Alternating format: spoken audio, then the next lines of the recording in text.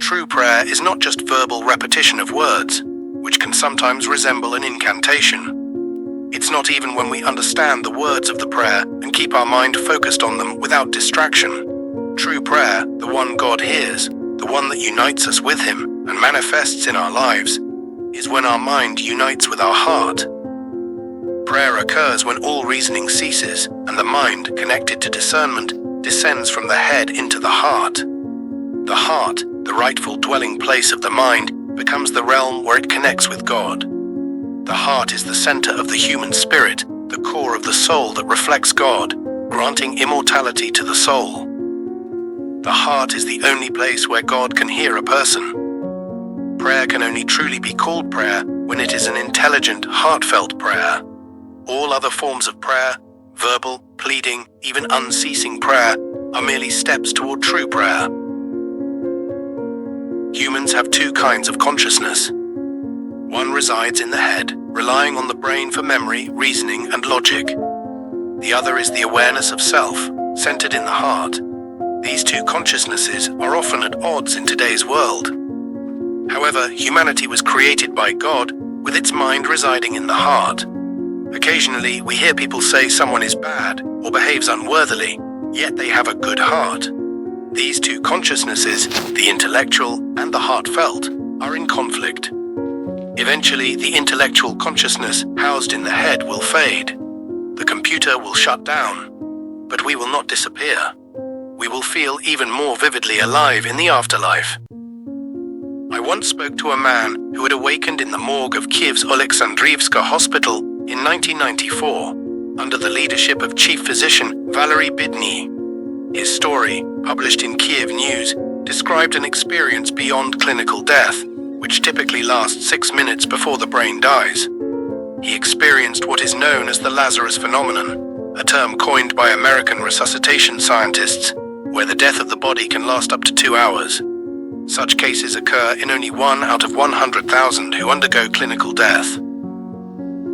This man described his experiences beyond the body, moving at the speed of thought to places dear to his heart, feeling 100-fold more intensely alive than in the body. Through which consciousness did he perceive this otherworldly reality? It was the one located in the area of the heart, the command center of our being. This topic brings to mind the book The Intelligent Heart by rehabilitation doctor Fyodor Pshenichny, based on the research of renowned Professor Mohammed Omar Salem and neuroscientists like John Armour of the HeartMath Institute.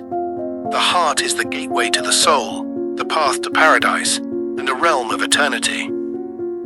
Our decisions, moods, life satisfaction, ability to empathize, and many other emotions are explained by specific cognitive processes. However, it is not the brain but the heart that has long been considered the center of the soul. Modern studies confirm that the quality of life depends on our ability to listen to the wisdom of the heart and choose the right relationships. For centuries, rationality has been the main principle organizing life. The 20th century placed significant hopes on human reason, yet by its end, something in these hopes collapsed. Rationality alone could not build a happy life. On the contrary, the limitations of rational civilization became evident amid technological progress. Humanity faces increasing mental disorders, drug addiction, crime, and spiritual emptiness. Creativity, especially in poetry, philosophy, and self-knowledge, is dwindling. The world is losing its capacity to generate ideas, with mediocrity becoming the norm. Why has rationality failed in the quest for universal prosperity? Modern science continues to believe in the insufficiency of reason, advocating for enhanced intellect. But perhaps in overvaluing reason, we have imposed unattainable expectations on it and neglected something equally significant. For centuries, philosophers and poets have perceived the heart as the center of life, the source of virtues and wisdom. People still say, "I know in my heart that it's true," indicating that the heart is more than a pump. Even gestures often point to the heart as the essence of self. From a biological perspective, the heart is astonishing. It can beat independently of the brain, making around 10,000 beats daily and approximately 40 million beats annually. It begins forming before the brain in an embryo. Scientists still do not fully understand what initiates this self-sustaining heartbeat. Throughout history, the heart has been regarded as the source of emotions, passion, and wisdom.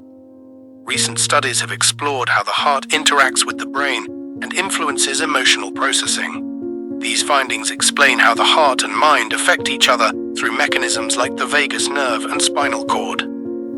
The heart communicates with the brain and the entire body through its electromagnetic field, which is 500 times stronger than that of the brain. It also acts as a hormonal gland, sending signals to the mind. Research has shown that the heart processes and deciphers intuitive information, often receiving it before the brain does. Thus, the heart is not merely a blood pump, but a genuine center of information processing. Future scientific discoveries may further illuminate the interaction between the heart and the mind. This is my first story about heartfelt prayer and the heart as an organ of understanding the world. Expect the second part soon.